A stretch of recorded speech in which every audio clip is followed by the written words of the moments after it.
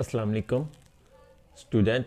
आज हम chapter number 2 start करने जा रहे हैं जिसका नेम है basic concept and terminologies of database. ये डेटाबेस का लेक्चर नंबर 10 है। आज के लेक्चर में जो हम टॉपिक डिस्कस करेंगे, फर्स्ट टॉपिक है fix length field, second topic variable length field. उसके बाद नेक्स्ट जो टॉपिक डिस्कस करेंगे उसका नाम है डेटा हैंडलिंग, और लास्ट में जो हम टॉपिक डिस्कस करेंगे उसका नाम है टेबल। आइए चलते हैं। सबसे पहले हम फिक्स लेंथ फील्ड की डेफिनेशन देखते हैं। A fix length field contain pre defined numbers of characters. Fix length field में जो प्री डिफाइंड का मतलब है जो पहले से बताया गया हो, पहले से पता हो कि भी हमने कितने वेरिएबल्स जो है ना वो डिक्लेयर करने हैं। तो numbers of characters by fix length field में हम पहले से ही बता देते हैं कि भी इसकी जो स्पेस है वो कितनी होनी चाहिए। जो हम कैरेक्टर्स लिखने जा रहे हैं, जब भी हम किसी का नाम लिखेंगे तो उसके लिए हम मुख्तलिफ कैरेक्टर्स लिखेंगे, लेकिन उसकी जो स्पेस होगी वो पहले ही बता दी जाती है। The data enter in fix length field can not allocated length of the field. If the data enter in fixed length field is smaller than the field length, यानी जो फील्ड की लेंथ बनाई होगी अगर उससे आपका जो डाटा है वो कम होगा तो remaining space will be empty, तो जो बाकी स्पेस होगी वो खाली पड़ी रहेगी। तो इस तरह क्या चीज़ है फिक्स लेंथ फील्ड में, जिस तरीके से मैंने बताया कि हम पहले ही बता देते हैं इन result in the wastage of storage space.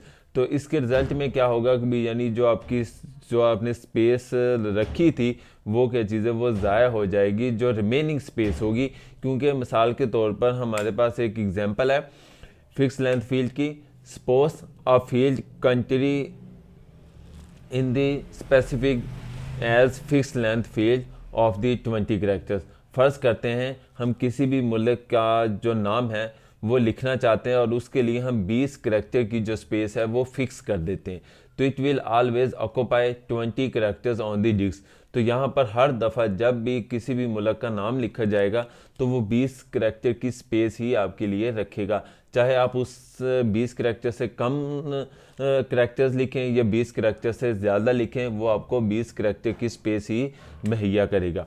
तो if the user enter 8 characters, अगर यूज़र जो है वो 8 कैरेक्टर एंटर करता है, the remaining 12 space will field will blank space. तो जो बाकी 12 स्पेस होंगी वो क्या चीज़ है वो खाली पड़ी रहेंगी। तो इसमें सिर्फ 8 कैरेक्टर्स में डाटा आएगा, लेकिन जो 12 कैरेक्टर्स हैं वो खाली पड़ी रहेगी, जिसे वेस्टेज स्पेस कहा जाएगा। तो जिस तरह आपके सामने एक एग्जांपल ओपन हो गई है, तो यहाँ पर हमने 20 कैरेक्टर्स की स्पेस ली है। तो लेकिन जब हमने पाकिस्तान का नाम लिखा है तो वो फर्स्ट 8 कैरेक्टर्स में आ चुके हैं, लेकिन जो बाकी 12 है वो क्या चीज़ है वो वेस्टेज हो चुके हैं। तो ये जो है जी ये फिक्स लेंथ फील्ड है। आगे हम चलते हैं जी, जो नेक्स्ट टॉपिक है variable length field. Variable length field fix length field से तकरीबन अपोजिट है। तो a variable length field does not contain pre defined numbers of characters. Variable length field में पहले से नहीं बताया जाता है कि भी आपने कितने कैरेक्टर की जो स्पेस है वो आपने एलोकेट करनी है। तो it occupy the space according to the data enter by the user.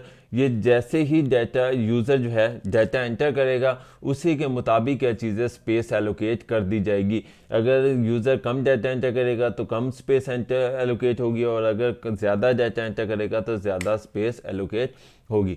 Variable length field does not contain any extra blank space. इसमें किसी किस्म की जो एक्स्ट्रा ब्लैंक स्पेस होगी वो नहीं हो सकती। जिस तरीके से फिक्स लेंथ फील्ड में आपने देखा भी 12 कैरेक्टर्स जो थे वो बच गए थे, लेकिन इसमें क्या चीज़ें किसी किस्म का जो ब्लैंक स्पेस है का वो ऑप्शन ही नहीं होता। तो हम इसकी एग्जांपल देखते हैं। Suppose the user enter Pakistan in city field.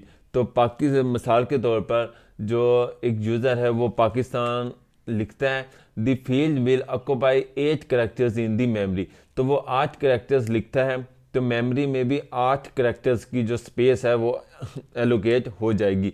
The field will occupy 4 characters if the user enter Iran. अगर मिसाल के तौर पर यूज़र 4 कैरेक्टर्स का लिखता है तो उसके लिए भी 4 कैरेक्टर की स्पेस हो जाएगी। अगर इसी तरीके से पाकिस्तान है 8 कैरेक्टर्स लिखता है तो उसके लिए 8 कैरेक्टर्स की स्पेस ऑक्यूपाई हो जाएगी। तो जिस तरीके से आपके सामने एग्जांपल रूनुमा हो रही है, तो यानी पाकिस्तान है, पाकिस्तान 8 कैरेक्टर्स का है, तो उसके लिए 8 स्पेसिस की जो है वो मेमोरी एलोकेट होगी। उम्मीद है आपको समझ आ गया होगा कि भी वेरिएबल लेंथ फील्ड और फिक्स लेंथ फील्ड में क्या डिफरेंस है। हम नेक्स्ट जो एक टॉपिक डिस्कस करेंगे वो है जी data handling in FMS. FMS stand for file management system. तो यानी फाइल मैनेजमेंट सिस्टम का सिंपल वर्डिंग में देखा जाए कि भी जब भी हम डाटा को हैंडल करेंगे, जब भी डाटा एंटर करेंगे, तो उसको किस तरीके से मैनेज किया जाएगा, उसको हैंडल किस तरह किया जाएगा, तो उसके बारे में आज डिस्कस करते हैं।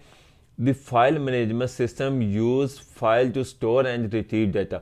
फाइल मैनेजमेंट सिस्टम में हम क्या करते हैं कि जो भी आपके पास फाइल है उसको हम कैसे स्टोर करते हैं और किस तरीके से उसे रिट्रीव किया जाएगा।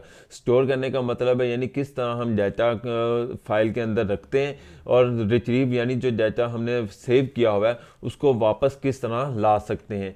तो the file contain record that consist of related field. तो जब भी जो फाइल हम स्टोर करते हैं, जो भी हमने रिकॉर्ड स्टोर किया हुआ है, तो वो रिलेटेड फील्ड का पर ही मुश्तमिल होता है, यानी जो फील्ड आपस में एक दूसरे के साथ मैच करती होंगी उसको हम लिखें। मिसाल के तौर पर जब हम किसी स्टूडेंट का लिखते हैं रिकॉर्ड, तो उसमें उसका नाम आता है, उसका रोल नंबर आता है, उसका फादर नेम आता है, उसकी क्लास आती है, उसके सब्जेक्ट आते हैं। लेकिन इसी तरह जब हम किसी क्लर्क का देखते हैं तो उसका क्या आता है, उसकी सैलरी आती है, उसका अकाउंट नंबर आता है, और उसकी ज्वाइनिंग डेट आती है, उसकी एजुकेशन आती है। तो इस तरह की चीज़ है जिसकी फील्ड जिससे रिलेट करती होगी उसी से ही क्या चीज़ है उसका रिकॉर्ड बनता है। तो each field in their record has a starting address. हर जो फील्ड होगी उसका एक स्टार्टिंग एड्रेस होगा, यानी स्टार्टिंग एड्रेस का मतलब उसको किस नाम से एक्सेस किया जाएगा, यानी उसका नाम से एक्सेस करेंगे या उसके रोल नंबर से एक्सेस करेंगे या उसकी जो रजिस्ट्रेशन नंबर है उससे उसको एक्सेस किया जाएगा। The starting address of each field and the length is used to identify the storage location. तो स्टार्टिंग जो लेंथ है, स्टार्टिंग एड्रेस है, वहीं से ही हम आइडेंटिफाई कर सकते हैं कि उसकी जो स्टोरेज लोकेशन है वो कहाँ पर है।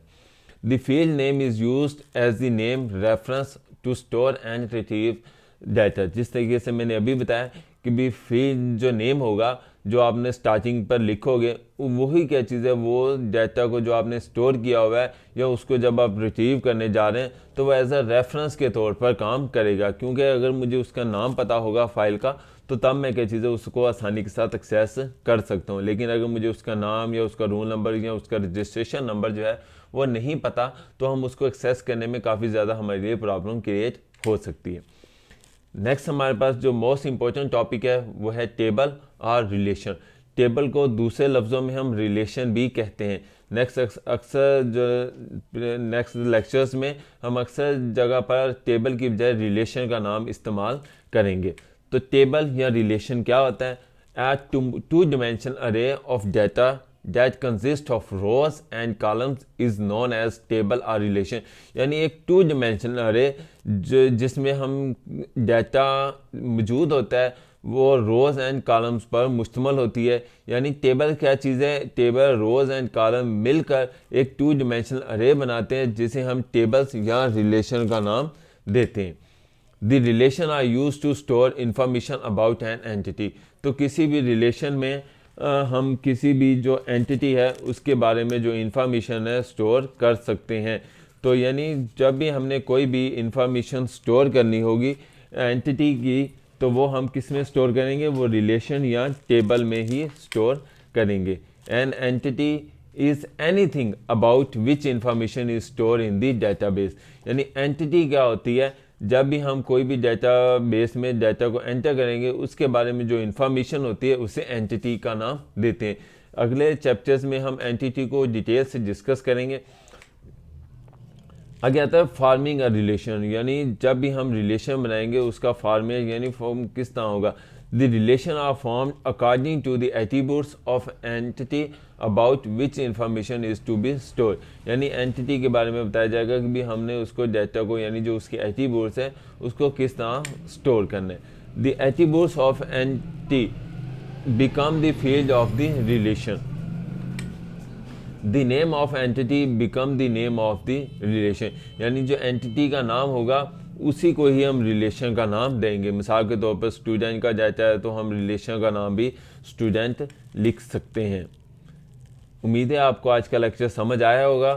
तो आप बुक को रीड कर लेना। अगर कोई भी टॉपिक ना समझ आए तो आप मुझसे पूछ सकते हैं। अपना ख्याल रखिएगा। अल्लाह हाफिज़। फ़ी अमानिल्लाह।